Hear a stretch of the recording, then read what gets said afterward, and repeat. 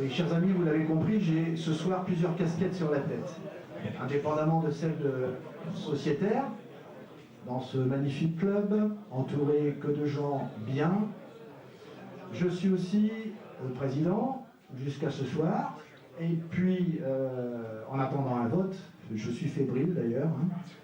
Et enfin, délégué sécurité. Bon, les choses changeront un peu l'année prochaine, enfin on vous proposera autre chose, en matière de désignation du correspondant sécurité. Donc je vais vous faire le rapport. Tu mets ta blonde Pour l'instant, tu me diras. alors je voudrais, dans un premier temps, parler des cyclos dont l'intégrité physique a été atteinte en 2014. Par ordre alphabétique. Et il faudrait que vous complétiez mon propos si j'oublie quelqu'un, parce que c'est possible aussi. J'ai donc Joël Brault. Bon, quand on parle d'intégrité physique, ça peut être aussi que mécanique, hein, c'est vrai, mais les vélos sont tellement précieux aux yeux des cyclos que d'abord ils s'inquiètent surtout de la santé de leur vélo avant de s'inquiéter de leur propre santé. Hein. Ça m'est dit, ça m'est rapporté très régulièrement. Joël Brault. Et il y a Guy Chenu qui a été opéré aussi. Les nouvelles sont bonnes, semble-t-il. Bon, il y a des gens qui sont en contact avec sa famille, voilà, très bien. Éric Chauvet, Bernard Ferré, Gilles Guibert, Maurice Guilbault, André Pacreau, Francis Cellier, et puis moi, évidemment. Est-ce que j'ai oublié quelqu'un d'entre nous? A priori non, tant mieux. C'était déjà suffisant. Ouais. Bon, j'ai obtenu du comité départemental, en provenance de la fédération, des statistiques qui sont quand même relativement alarmantes sur le nombre de décès constatés sur le département. Il y en a eu 4 en 2014. Et tous ces décès ont la même origine, c'est-à-dire un malaise cardiaque.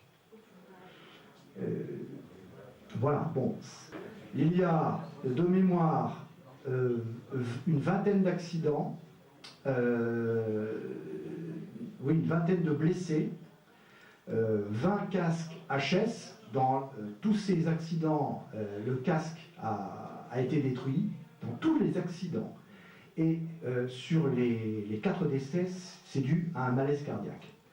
Bon, plus que jamais, il va falloir qu'on s'interroge sur les conditions de notre pratique et ce que l'on veut réellement faire, si c'est pour progresser, pour maintenir un état de santé conforme à notre âge et vieillir tranquillement, quoi. Bon, au-delà de ça, je serais tenté de dire que nous sommes tous des adultes, mais quelquefois, sans que je m'apesantisse sur le sujet, il y a des comportements qui sont encore à la marge, quoi.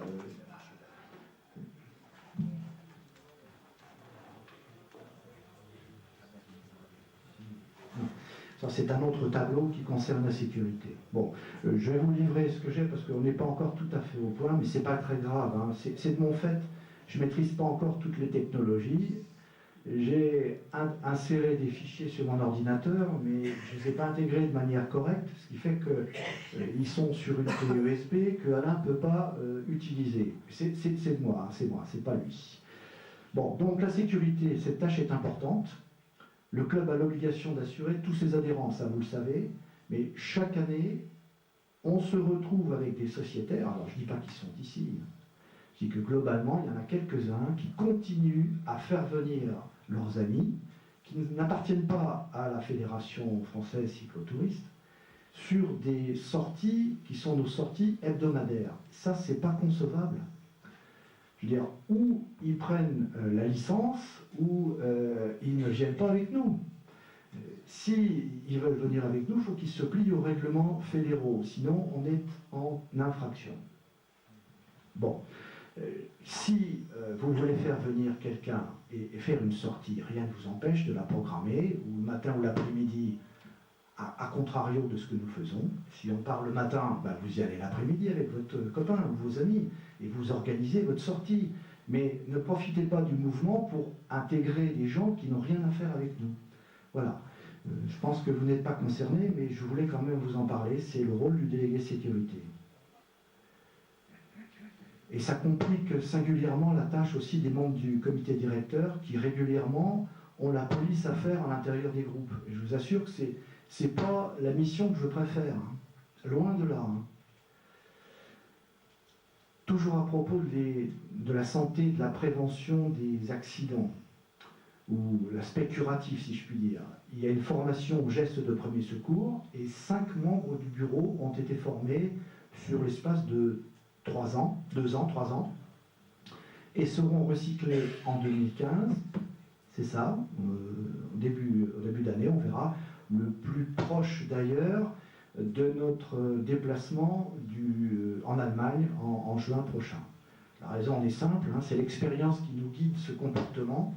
On l'a vécu, Jacques est dans la salle, on l'a vécu avec Jacques, avec d'autres. Il y a eu 3 chutes hein, sur ce séjour de Collonges en 2011. Bon, eh bien, nos interventions, celle de Daniel Thomas sur une hémorragie, sur une veine importante, je ne sais plus qui était la victime, ah c'était toi, elle a été déterminante, un pansement compressif, si on ne sait pas le faire, eh ben on est embarrassé. Alors le type, il ne va pas perdre la vie par rapport à ça, mais Daniel a fait le geste qu'il fallait parce qu'on nous avait montré le geste qu'il fallait faire.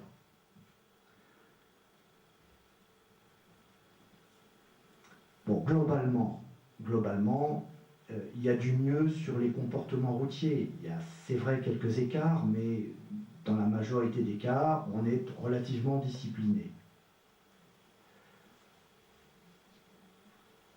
Je vous inviterai bien à, vous le faites peut-être déjà, lors des sorties hebdomadaires, à vous munir et porter sur vous un petit carton du format d'une carte de crédit sur laquelle vous allez indiquer les coordonnées de la personne à prévenir en cas d'accident, le numéro de téléphone, l'adresse, enfin les éléments qui vous paraissent les plus importants pour joindre la personne qui pourra répondre à votre place en cas de situation un peu embarrassante et si vous êtes inconscient. Hein, voilà, le téléphone, le sang également, enfin bon, tous les éléments qui vous paraissent importants. Voilà. Mais déjà, avec ça, un téléphone, un nom, une adresse, on arrivera à rapatrier le corps. Ben, je le dis à dessein. Hein. Parce qu'il est arrivé que des gens aient été victimes d'accidents et on ne savait pas qui contacter. C'est arrivé pendant les étés. Hein. Ah ben voilà. Ben, c'est parfait. Très bien. J'en parlais après.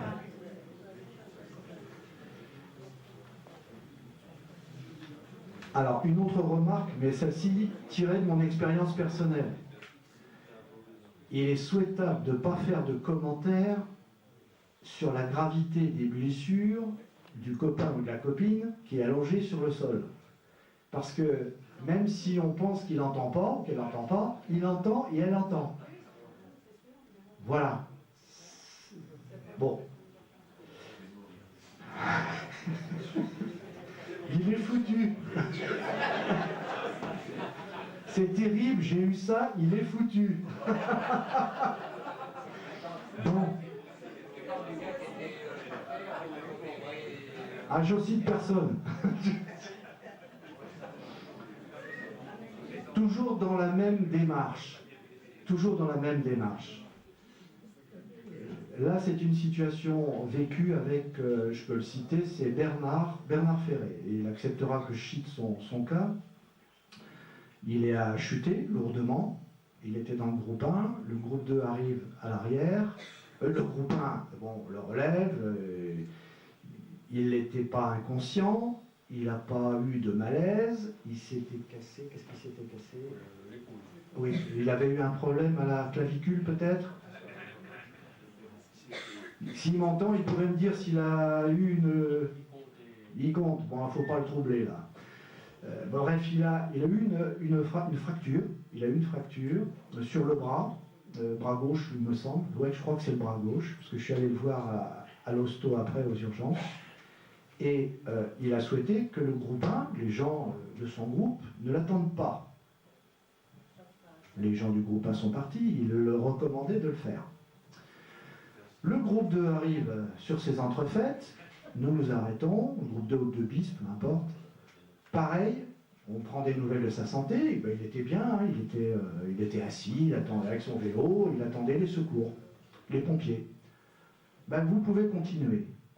Bon, ce que je souhaite en tant que président, et ce que nous recommandons nous maintenant au niveau du comité directeur, c'est que même si on a cette injonction de la victime, on n'y répond pas favorablement et que l'un d'entre nous, ou deux, on reste sur place pour veiller à ce qu'il ne tombe pas dans les pommes, à ce qu'il n'ait pas un malaise et que là, il soit incapable de répondre au secours ni à qui que ce soit. Voilà.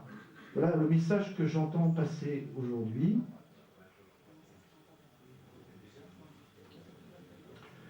C'est valable pour tout ce qui se passe, oui. Oui, oui, Jean-Luc. Je voulais donner une précision pour la sécurité et en cas d'accident. Parce que bon, c'est connu, mais on ne l'utilise pas. Si on a un portable sur soi, il y a un code international, il faut ouvrir un contact à ICE et mettre le numéro de téléphone de la personne à contacter en cas d'accident. Parce que automatiquement, bon, si on a un portable qu'on a un nom, le pompier ne connaît pas le nom de la personne. Par contre, si on met ICE contact, ils vont ouvrir ICE, ils auront le numéro de la personne à contacter. Oui, vas-y. Oui, on va noter ce que tu dis, Jean-Luc. Moi, je le laisse. Ok, très bien, Jeanne. Bon, on reprendra ces informations et on proposera quelque chose pour l'ensemble au moment de la signature des licences.